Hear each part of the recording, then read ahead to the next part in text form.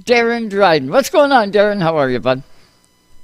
Hey Joe, how's it going? Thanks for having me on here. Fantastic. Well, quite a race for you on Friday night. We've had some really good weather, some really good track conditions, and something tended to go a little bit south on Friday night. But hey, everybody did the best they could with it, and it provided a hell of a show for anybody tuned in.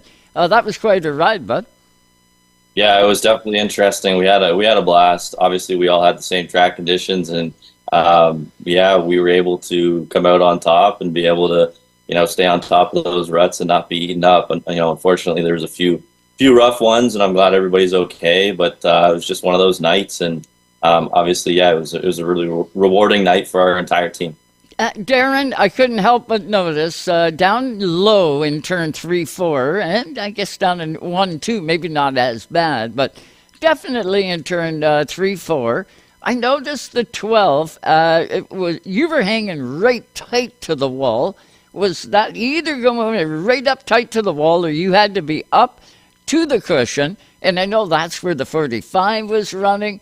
Dylan Westbrook, he was up there. He ventured a couple times to come down to where you were, but there was no dice, man. They couldn't hang on to it. It was amazing watching the 12 car negotiate everything down low.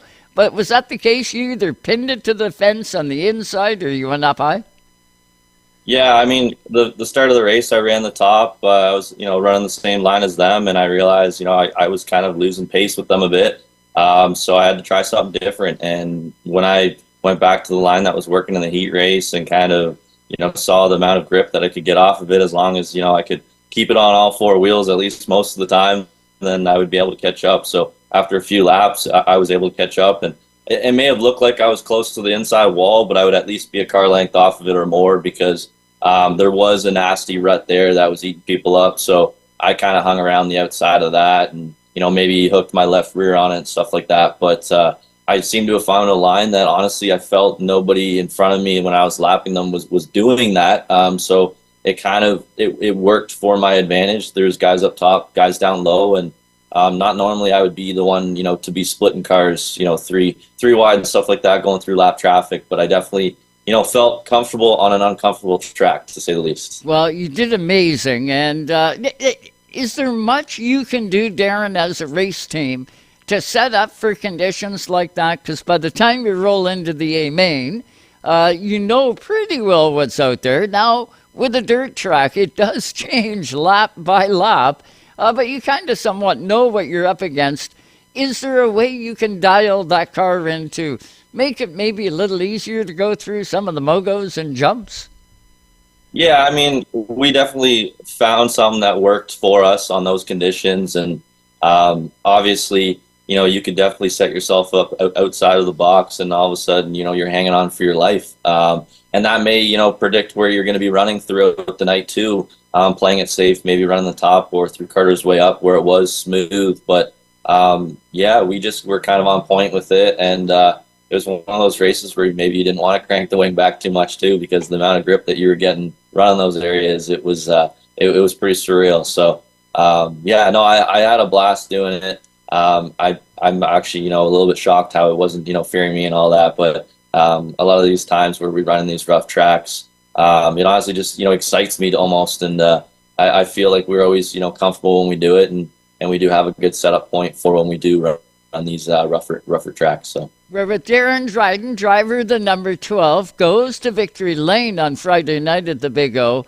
Awesome show, full field of cars. They actually had a B once again to set the field. It was just an amazing show. Darren, been a good year for you so far. What's the difference? You go from a top 10 run to a top 5 run, and then poof, you're in Victory Lane. How has it been? Like you guys have been obviously doing your homework. Yeah, honestly, we fired off the year pretty good. We were running a lot of podiums to start the year. We've really been leading the SOS championship all year long, which is, huge for us. Yeah, we've put on some pace this year, and I feel like every time we roll out the trailer, we're now, right up front, able to get to the dashes. And honestly, I feel like this year, with the change of not just having a random pill draw and having to go passing points, I feel like we've always benefited on the tour by doing time trials and stuff like that. So I think now that it's run that way at Oswego, I think it's kind of helped us a little bit. And yeah, it's just the style I like to run, and we've also been traveling a little bit more. Ran with the GLSS guys across the border a few times, so I feel like that's kind of helps me too, trying new tracks. Like we used to always just run the ones around here. So now that our schedule's opened up, anytime there isn't a race here, we may look to see what we can do, as long as it's in the team's budget, and if we have the time for it too, because we don't want to wear everybody out either. Yeah, you need those guys to be sort of enthusiastic when a race comes up. Darren, where is home for you? What's your hometown? Yeah, so I'd be Fulton, Ontario, basically Hamilton. Yeah, we're right near Flamborough Speedway. That's basically where I grew up. That was where I started asphalt, and all of a sudden we ended up on the dirt. Yeah, I was just going to say, man, you drive right by the asphalt track to get to Oswego. What was the difference maker, so to speak? You alluded to it. You started on asphalt. How did you make that transition? And to go into the 360 sprint cars, that's the top of the heap. Yeah, honestly, I never thought I'd be running dirt. I had the opportunity presented to me, obviously, with Jeff Durnan. It was really cool to open my eyes up to the dirt world. I didn't think I'd ever be running it. I always thought those guys were crazy, and I never thought I'd be running a 360. And then next thing you know, that opportunity arose. And yeah, I just felt like with asphalt, we could have went late model racing, and with the opportunity that already arose with running a crate sprint, it was kind of, to me, a no-brainer to kind of stick with what we were already learning. And I enjoyed that every time we show up to the track, it's something different. The conditions change everything, and I don't know, something a little bit exciting about the speed that we enter in the corner, and being on the verge of out of control a lot of the times. And it relates a lot of times with the Can-Am midgets too, which we started with. And honestly, half the division I raced against at the time is now actually running either crate or 360. So it's really cool to see everybody progress, and it seems to be kind of the direction that a lot of guys are going. You see a lot of the NASCAR guys and stuff hopping down even to run with the sprint cars, and they're loving it. And it's a great way to learn, and it's just something that we've always wanted to do. And even my mechanic, he had a little bit of experience with sprint cars. So and then yeah, it's been something we've wanted to keep building on. Never thought we'd ever be in a 360, but we've built a really cool team. Well, look at you go, and winning. That's the cool part. That's the objective of the game. When you get into it, you want to be competitive first, and then secondly, you want to be the guy that wins, and you're definitely that. And like you say, take a look at the Can-Am midgets over the last 15, 20 years. Keith Dempster over in the sprint car. McLennan now, he's in there. Rob Neely, yourself, like there's so many guys that seems like a natural progression from a Can-Am midget into a sprint car, be it, the crate version or the Hyper 360 version of it. It's just kind of cool. What you learn in Can-Am midget must really apply to what you're going to do in a 360 car. I mean, I don't know. I think it's more just being on the edge all the time. That's probably the most I would relate to it. Not having the fear of the speed and stuff like that. But aside from that, it's a whole new learning curve. But it's cool to see a lot of these guys make that step, and they're usually able to transition within, like, let's say 5 races, and then they can start seeing themselves at least staying with the pack, or making some progress. And now you're seeing a lot of the guys running up front or competing for wins and getting wins and stuff like that. So we kind of, even when I first started running Can-Am midgets, I was running with Mac DeMann, and he made that transition. He went up to 360 and stuff like that. So a lot of us guys kind of followed those steps, and yeah, it's definitely cool. 360s are growing too. We love the dirt world and how much it's growing. We can go across the border, run with our car, and compete wherever. So never did I think we'd be competing in over 30 races in a year, and now with running sprint cars, you can do that. And yeah, it's a blast, and without our whole team, it wouldn't be possible for sure. It's definitely a lot of work, but we absolutely love it. Now, when you go south and you jump across the border, is there a tire change? There's probably nothing else that needs to change in the car, but are they playing tire games? Is there different rubber at different tracks? Yeah, so there was a tire rule that was different. We basically we're now on their tire, so it's all consistent now as of a few weeks ago.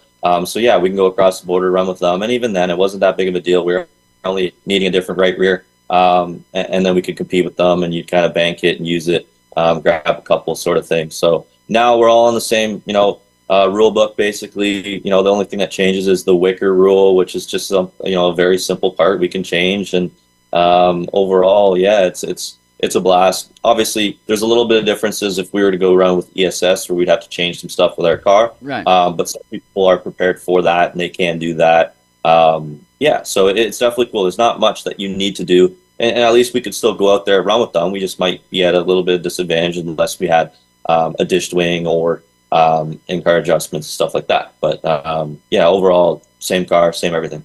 Driver of the 12 sprint car goes to victory lane at the Big O. Darren Dryden is his name.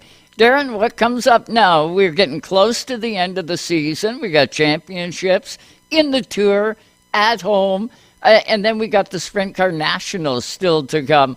That's huge. What do you got left on your personal schedule to do from here to the time I hate to say this, snow flies?